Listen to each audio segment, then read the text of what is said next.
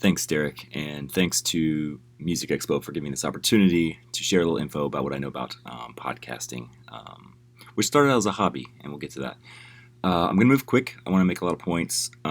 Basically, take notes, ask questions. I'll be in the chat as much as I can. I'm about to hit a flight, so that's kind of why we're doing it this way. I am Robert Venable. I'm a music producer, engineer, mixer. I've been doing that for 20 years. I'm currently the mixer for the music on the Kelly Clarkson Show. That's where I'm sitting right now. I also have worked with her in the studio, 21 Pilots, all the way down to Megadeth, a whole bunch of people. So podcasting for me was a hobby. My buddy and I, Jake Jones, he's also a producer engineer. Great dude, used to tour the world in a rock band playing guitar. He and I decided we wanted to share some information we know about behind the scenes of the music industry. So we started a podcast called Turned Up Podcast. And probably if you're watching this, you want to start a podcast or you have started a podcast and you don't know what to do next. So I'm going to share some things that we did. We had a very grassroots approach. We didn't pay for ads. We didn't pay for plays. We didn't pay for an audience. We didn't get online and buy 1,000 downloads for $100, or I don't know. I've looked it up before just to see what it was. For other reasons, I had suspicions that somebody who was competing with us was doing that, and they were. So I want to share with you kind of what we did from the ground up to get to where we got. And again, it was a hobby. It was a way, like, we'd sip some bourbon and we'd put the mics on and we would just talk. We had a plan. We had an outline. That's important, I think, to roughly have an idea of where you're going to go. And we stuck to it, and we shared it in Google Docs. That's a little life hack for you for podcasting, because in Google Docs it's free, and you can see what each other are typing as they type it. So if they highlight a line in the notes, it draws your attention to it if you're looking at the same note file on your computer or phone or whatever it may be. So you can say, hey, let's segue to this, or you can start deleting stuff or check it off if you've already talked about it, or just delete it if you don't want to talk about it. Whatever, it makes us communicating without communicating out loud really easy. So we did that. We set up a few episodes that way, and we did our research. You get online, you have to cite resources, stuff like that. But let me just go down my notes here so I don't lose track and skip around. For our grassroots approach for Turned Up Podcast, so here's some key points. We wanted to stay regular with our releases, and that was something I came up with because with bands, they're sometimes on a 2-year cycle. You put out a record every 2 years, and you need to stay consistent or you're out of mind. So we set it for every Monday morning. We'll put out an episode around 6 or 7 a.m. So people driving into work, riding a train, getting on their bicycle, working out, the beginning of every week knows there's going to be new content to listen to put in their ear holes. So we did that, and we had a backlog, which we found out the hard way is something you should probably really do, which means have an episode or two in the bank to throw out if somebody gets sick, if someone's traveling, if there's a holiday. Like if you don't pre-disclose, hey, we're going to take a week off, your audience is waiting and they will get pissy. I don't know why people who listen to podcasts get so mad if a podcast is 5 minutes late, but trust me, you'll hear about it. So we had a backlog, a couple episodes that we had pre-recorded, no timestamps. We can't say, yesterday we had a new president, because then when it comes out 6 months from now, they'll be like, what are you talking about? Yesterday we had a new president. So stuff like that, we had to keep very generic, and we did that on purpose. We stayed on topic with our podcast. So if we thought we were getting too nerdy with an episode idea, since we were focused on behind the scenes of the music industry, stuff you don't know, did you know Jingle Bells was originally a Thanksgiving song? Come on, who knew that? So we were writing podcasts aimed towards my sister-in-law, someone who's not in the music industry, someone who doesn't give a flip about the music industry, but finds every fact that we say or every little episode we do wow, interesting, had no idea. So we thought getting into the physics of how sound travels through water, we were going to lose our audience. So we stuck to a topic. We targeted the same audience. We didn't want to do one episode. This one's for the 60-year-old guys in Pakistan. And this one is for the 15-year-old teenagers riding on school buses right now. We tried to keep the same audience, which for us would have been, 16-year-olds to 35-year-olds, men and women. And our demographics pretty much stayed on point. My kids love it, and they're 12. My wife loves it. She's older than 12. And my parents love it, and they're way older than 12. So that was the goal. And And it's not necessarily being too broad of a goal. You need to focus it in. So we did that. We kept the same target market. We made sure our sound quality was on point. And I'm sure somebody else has already talked about this on this forum. But being a music producer and engineer, we thought that was really important because any reason to distract the listener was a bad reason to distract the listener. So we wanted to make sure our sound was on point with things that they were listening to, like morning shows on the radio, without all the bells and whistles and hoop-de-hoos and whatever. We wanted to make sure that our sound was perfect. And speaking of sound, this is not in my notes. A good investment was we got on Fiverr, Fiverr, and there are other sites you can do this. And you can find people who are professional voiceover actors who will create an intro for you. So we paid this guy, I think it was like $20. And I've never met the guy. I can't even think of his name. He did our intro that we used for years. I can't even think of how it goes. I was going to try to mimic it. But he has that professional radio voice. So it wasn't Jake or I introducing ourselves. It was him doing this. You're listening to the Turned Up podcast with telling you the things you don't want to know. Stuff like that with your host, Jake Jones. And we put a little clip in there of Jake going, "Oh man, I love pancakes," or something from the episode, which doesn't make any sense. And Robert Venable. It's like, "I eat pancakes every day," whatever, something like that.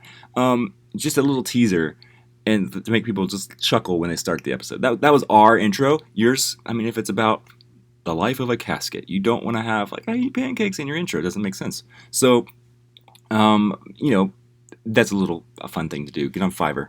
Let me look at my notes here. So a key that I've learned in podcasting and any kind of professional industry is kind of present yourself how you wish to be perceived. So don't show up if you have video on you specifically, or especially, but use what you have. You don't have to go buy an expensive mic. You don't have to go buy an expensive suit. Use what you have. Money will come eventually if your content's on point.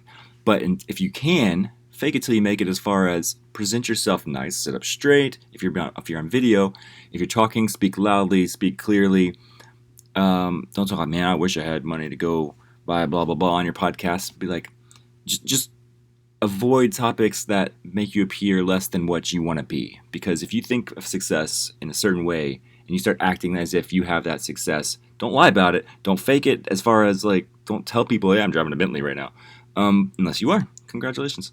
But present, like some people say, throw it into the universe. Just present yourself in a way, like, a professional manner. If you want to be a professional guy, if you want to be a clown, be a clown. Like, put yourself out there as a clown, and people will say like, "Oh, that's the clown from the podcast." Congratulations. I wish I had a better way to elaborate on that, and maybe it'll hit me as I talk about other points. Don't be afraid. These are all things that we did, by the way. This is not just me coming up with advice. Don't be afraid to ask your listeners for ratings and reviews. Don't buy them. Don't post like spam people. Individually ask them. Shoot a DM or whatever, a private message on Facebook to your friend from high school. Like, "Hey, would you mind listening to this podcast and like leaving honest feedback for me?" First of all, it helps the ratings, but second of all, like, I need it because I'm new at podcasting. Or like, "Hey, we're revamping our podcast. What do you think?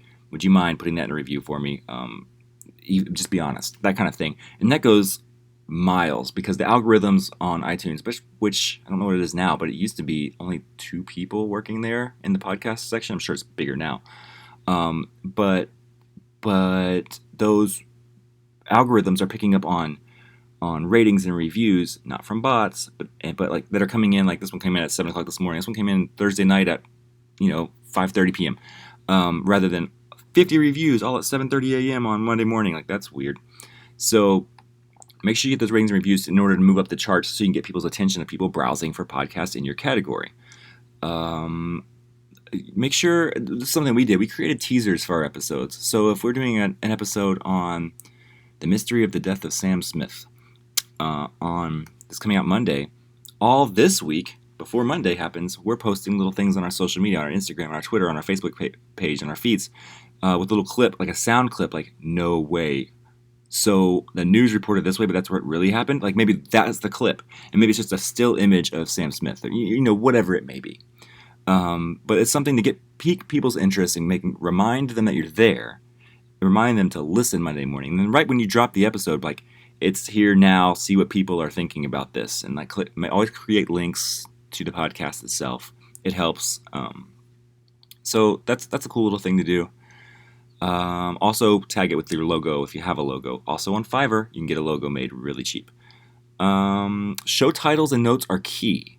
We noticed that like naming the episode something clever, which makes people go, "Wait a second," like it creates that interest, and that might be common knowledge to you. I'm sorry if I'm preaching to the choir here, but I think that's something that's really important. Was if you go look at Turned Up Podcast and look at our titles for every episode, we tried to keep them clever and create a little bit of an interest. Also with show notes, if people are like, "Hey, I'm not sure I want to listen to this. Let me see what it's about." Put some notes in there. Sometimes they're optional to put in there, but put them in there. Be like, "Hey, Jake and Robert talk about the mysterious murder of Sam Smith. It was reported this way, but actually we found out information through a source that we can't disclose that blah, blah, blah, blah, blah." Like that kind of stuff. And it makes people, "What the crap? I'm going to listen to this."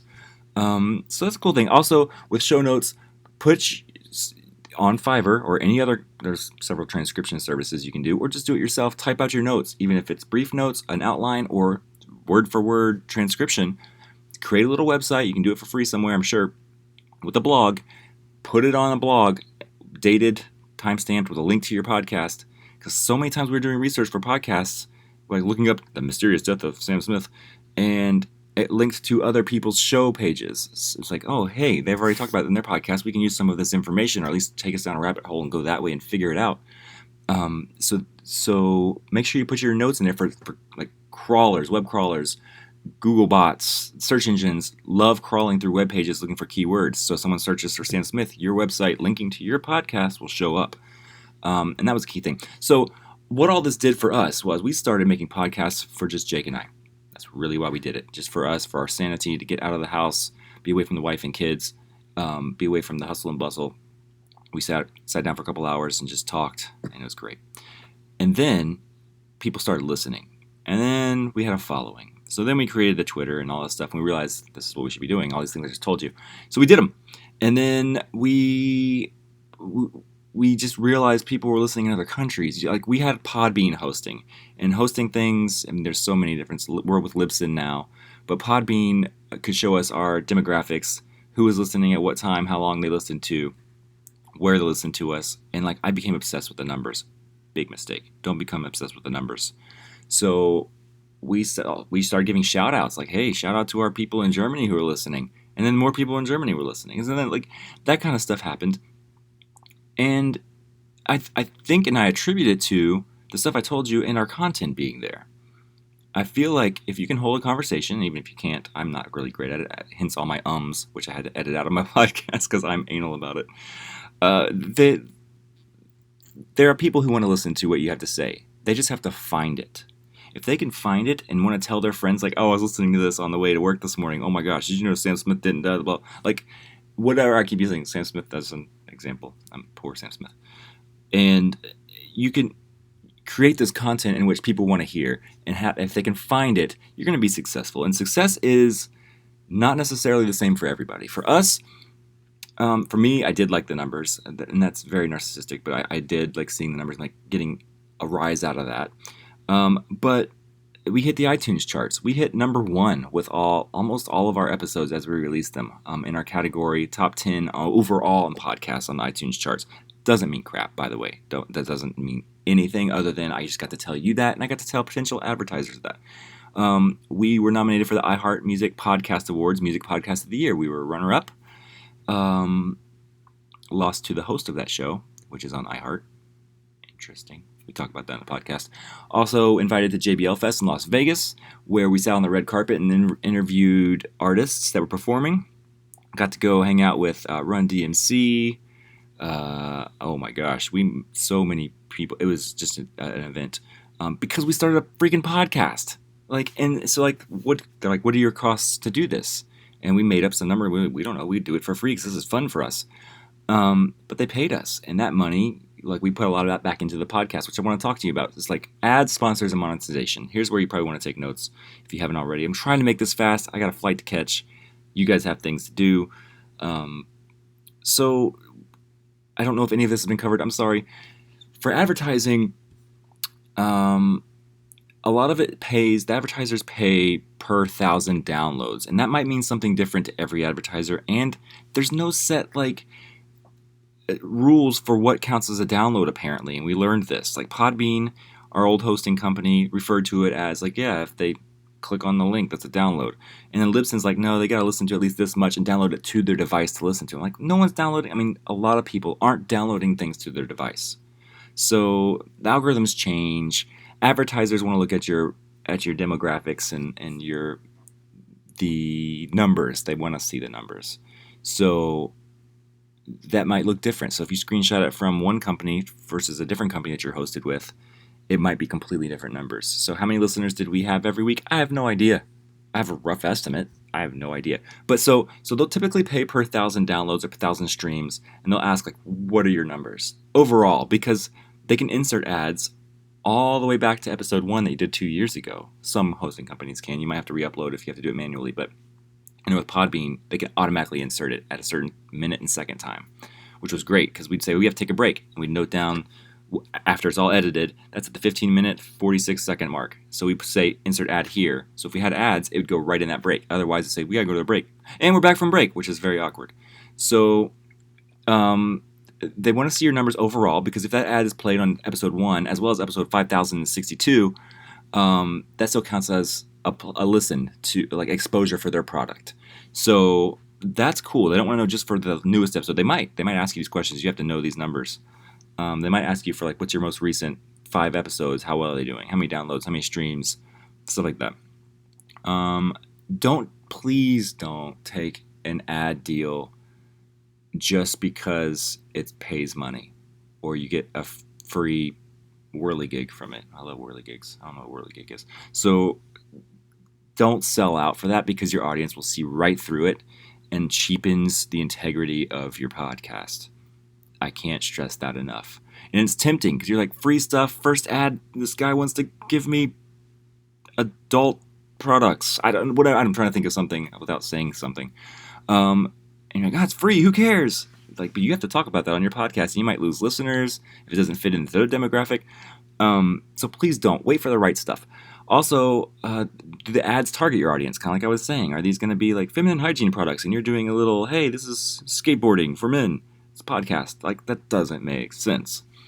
And advertising agents shouldn't be trying to sell you or sell ads on a platform that's not marketed to other people. That's their problem. If you do live read, which means you actually have the script here and you have to kind of ad-lib it, they want you to do it in your personality. Like, hey, this is Robert. I just want to tell you something real quick before we start the podcast. On my way in today, I had a flat tire, but I happen to have a can of Fix-A-Flat with me, which is freaking awesome. And, like, Fix-A-Flat is things, like, people are like, oh, that's cool to know. Yeah, Fix-A-Flat. Make a little note of that up here. Like, whatever. Make it sound natural, and don't be like, this is Robert, and Fix-A-Flat is awesome. You guys are going to love Fix-A-Flat, dude. I sure love Fix-A-Flat, and Fix-A-Flat loves me, too. Like, that doesn't sell products. That just makes you look like a clown. So make sure it sounds natural and intuitive, and makes it personal if you have to do a live read. And if you do happen to make money, no matter what it is, try to pour it back into the show. Get a better microphone, get a better lighting rig, get a better camera, rent a location to do your podcasting from. Buy an intro to your podcast. Buy some theme music. So when people start hearing that, like for us, we have this particular song we play at the beginning and end of every episode, a little chunk of it, and it became recognizable. And so that was a thing you can pay for with this money. You can take your wife on a trip if you want to. I don't know. We also bought and made bumper stickers and cups, mugs, like coffee mugs and stuff like that we could give away on the show, which created a new listenership. Like, say, hey, tag us with 3 people that you think might love Turned Up Podcasts, and if they all like our page and we see you do, and you're the lucky winner, we'll send you a box of swag, which we paid for with the ad money from an advertiser.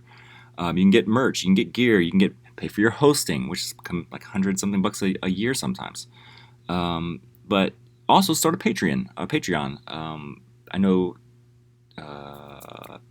the company Podbean had one called Patron, which is very close to Patreon, and it's basically just getting fans, listeners, like, hey, at the end of every episode, we're like, big shout out to our newest Patreons or patrons, what one it was at the time, and we gave a shout out to their names, which they loved hearing.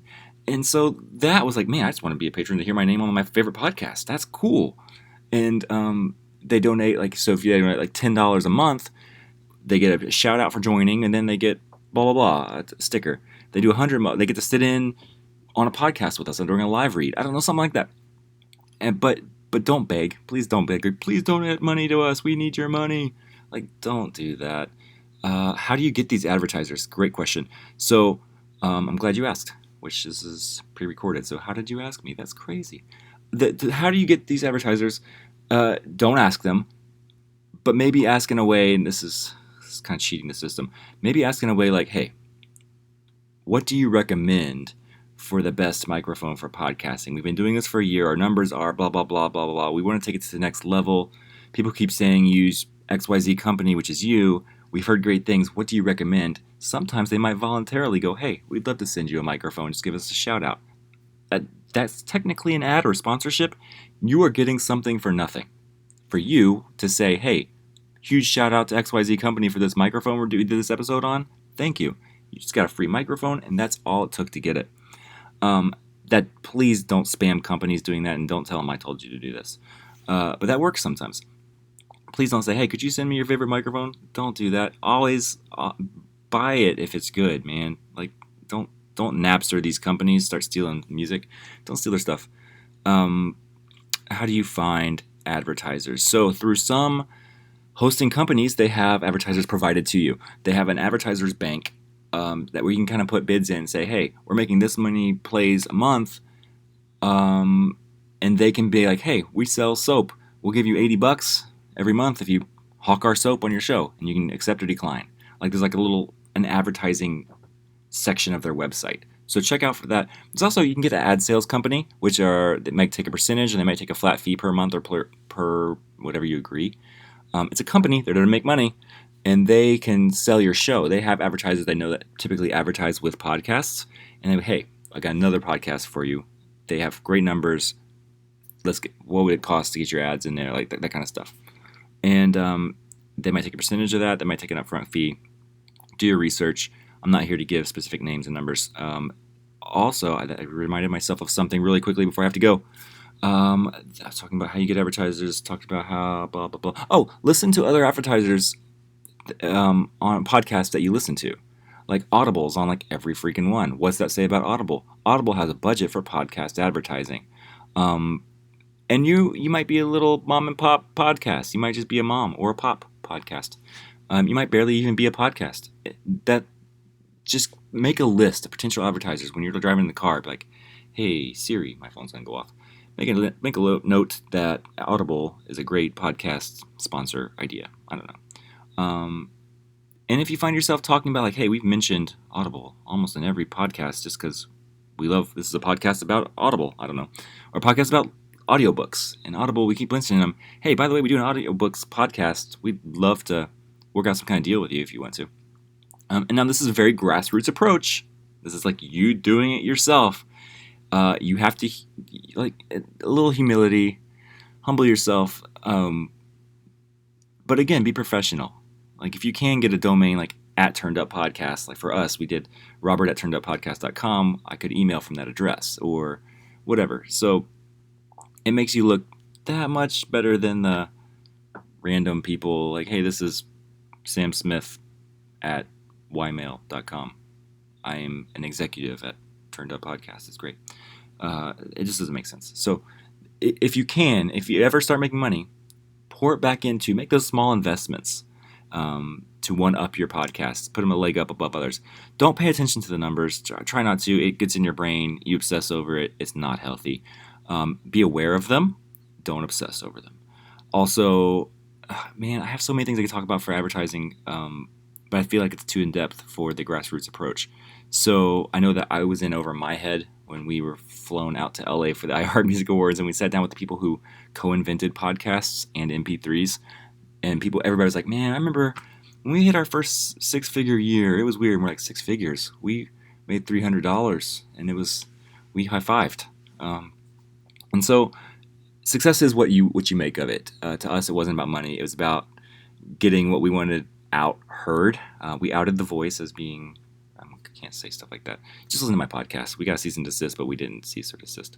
So, yeah, go to Turned Up Podcast if you want to hear some stuff that I'm not supposed to talk about. I'm going to be in the chat the best I can until my flight leaves. Also, if there's anything else, I guess I can say my email address is robert@robertvenable.com. It's Googleable, so it's nothing that's proprietary. Don't feel like you have my private email address. If you have any specific questions, I'll be in the chat or shoot me an email. I would love to talk to you more about podcasting. I'm really passionate about it. It started as a hobby and became really great. Still was a hobby. Still is a hobby. I have another podcast I'm about to do. And it's fun. Thanks for having me on. I gotta go catch a flight.